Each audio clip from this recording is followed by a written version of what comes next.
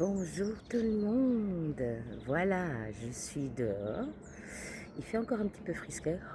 Je sais pas si on voit la buée. Non, on voit pas la buée. Bon, soit. Et je sais pas si vous entendez les petits oiseaux. J'espère que vous entendez les petits oiseaux. Coucou toi. Les petits oiseaux sur la mangeoire. On le voit peut-être pas. Il était parti. Qui est très bien. Il y a ici, j'aime bien le matin, le week-end, quand j'ai le temps, venir observer les petits oiseaux. Il y a encore une petite mésange bleue qui s'est mise là-bas. Qu'est-ce que c'est mignon. Et venir les écouter. Et ça m'aide à faire ma visualisation. La visualisation, c'est peut-être une des choses les plus compliquées pour certaines personnes qui n'ont pas l'habitude de faire de la méditation et tout ça. Avec le silence qui est une forme de méditation. Et donc moi je combine les deux. Je viens ici et je me mets dans un état d'esprit de vide. J'essaye de faire le vide en moi. Donc d'abord, je ferme les yeux, je les écoute. J'écoute tous les bruits qui sont environnants, surtout les oiseaux, qui m'aident beaucoup. Et puis ensuite, je fais le vide dans ma tête et je regarde un petit peu. C'est vraiment ça, hein, la visualisation, c'est imaginer, regarder ce qu'on va accomplir un petit peu plus tard dans la journée, selon les objectifs qu'on s'est fixés ou les projets que l'on a.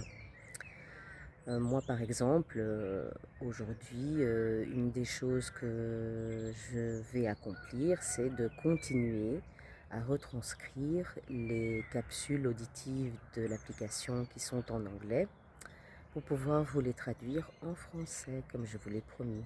Ça prend énormément de temps. Et ensuite, après ça, il faudra encore enregistrer, trouver la musique, etc. Tout combiner, tout mixer, mettre les choses ensemble. J'espère que ça donnera bien parce que je ne suis pas une pro. Et donc voilà, la visualisation, c'est vraiment se projeter un peu plus tard dans la journée avec nos projets et nos petits objectifs de la journée, nos to-do en fait. Donc ça c'est un.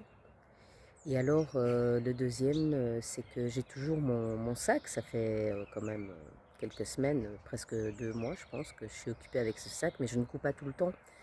Je couds 1 heure par-ci, 1 heure par-là, même pas, et puis ben, je me trompe parce que c'est un projet que je modifie et que je mets à ma sauce, donc ça demande beaucoup d'expérimentation. Je mets beaucoup d'options qui ne sont absolument pas dans le tuto d'origine, mais vraiment pas. Et donc, bah, c'est pas facile. Je me suis mis des challenges très très très hauts. Et donc, je crois que je vais devoir même sortir mon ancienne machine mécanique, massingère, parce que au moins elle a le pied qui se soulève, parce que l'épaisseur est tellement énorme que ma bernette n'y arrive pas. Enfin, c'est pas qu'elle n'y arrive pas, c'est que j'arrive pas à passer le tissu, tout simplement. Et donc voilà, moi quand j'ai visualisé, je me suis vue en train d'accomplir ces deux choses pour la journée. Et c'est déjà pas mal. Il ne faut pas non plus exagérer dans les objectifs qu'on veut se donner pour la journée. Ce n'est pas nécessaire de s'en mettre 5, 10, bien que j'en fais quelques fois.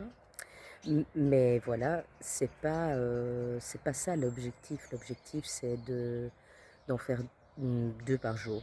Ça, c'est très bien. Des petites choses, des petits pas. Qui va piano va sano, comme on dit. Quand on va lentement, on avance plus vite, en fait, quelque part. Donc voilà, j'espère que j'ai pu vous aider à comprendre un petit peu ce que c'était que la visualisation, comment moi je la pratique. C'est pas toujours possible de venir dehors, bien entendu, et mais je le fais alors à l'intérieur avec l'application, comme je vous avais montré, avec les sons d'oiseaux, et ça passe très bien. Ben voilà. J'espère que ça vous a plu. N'oubliez pas de souscrire, de commenter, de liker, de partager. Et je vous dis à bientôt pour un autre matin de Nessie. Ciao les amis.